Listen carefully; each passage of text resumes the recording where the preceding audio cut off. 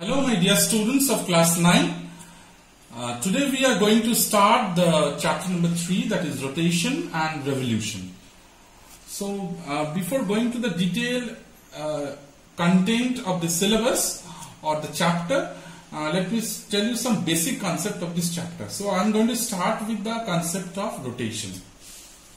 So see, the movement of the earth around its own axis is called rotation. So you know, it's a very simple definition, and if you see or if you go through the scope of syllabus, you will find that you have to learn that characteristics of rotation. So the first characteristic you have to learn, that is direction. So direction of rotation is from west to east. Alright, and you see the speed of rotation, as I mentioned here, the speed of Earth's rotation at the equator is 1670 km per hour.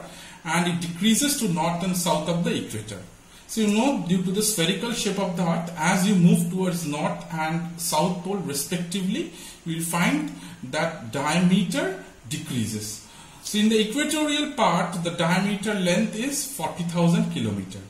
So if we divide the distance by time, we will get the speed. So 40,000 is the distance, and the time for one rotation is 24 hours. So we get 1666.66 km per hour. That is the approx value, and for our convenience we are considering 1670 km per hour. What is this? This is the speed of rotation at the equator. Alright, so as you move towards north pole and south pole respectively, you will see that speed of rotation will decrease due to the spherical shape of the earth. So let me tell you, the actual time taken for one rotation is 23 hours 56 minutes, and which is technically or geographically called as sidereal day. But for our calculation convenience, we are considering 24 hours as the time of one rotation. That is called solar day. Let me explain the direction of rotation with the help of this. Just to tell you one thing, this is a globe, and you see that in a specific angle the earth is inclined. Alright. Now as I mentioned you earlier, the direction is from west to east. So that means it will move like this. In this direction it will move. Alright. So in this part of this video, we are going to discuss about effects of rotation. So let me tell you the first point, rotation of the earth causes day and night. Second point, the sun appears to rise in the east and set in the west. These are the two very basic points you know.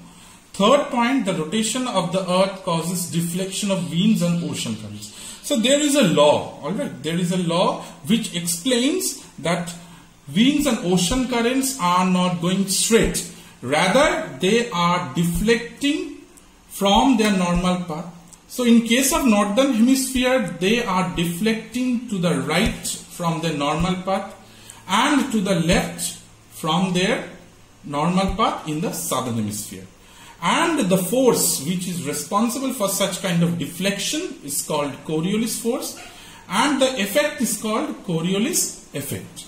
And do remember one thing, that Coriolis force is generated due to the rotation of the earth. Now let me come to the rotation and revolution difference. The movement of the earth around its own axis from west to east is called rotation. We have already mentioned. Revolution, movement of the earth around the sun in an elliptical orbit. You know that shape of the orbit is elliptical. What is the duration of rotation? 24 hours. Revolution, 365.14 days.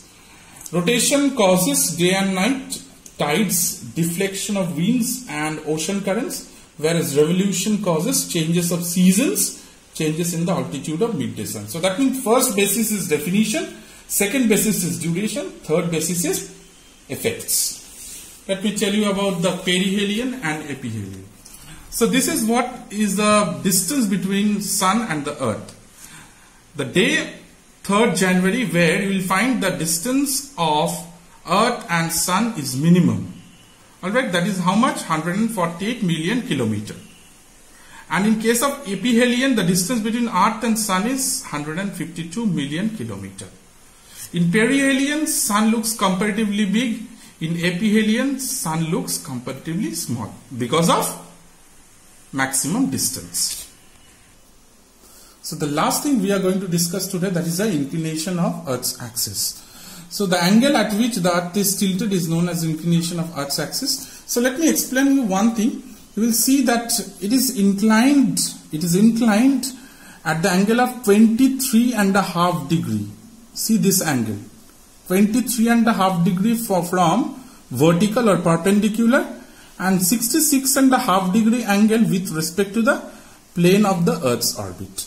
So if I am asking you at which angle the Earth's axis is inclined, the answer will be 23.5 degree with respect to perpendicular and 66.5 degree with respect to plane of the Earth's orbit. So this is the inclination of the Earth's axis. Students, if you have any doubt, please comment in the comment box of the video. I will try my level best to clarify your doubt. Thank you so much.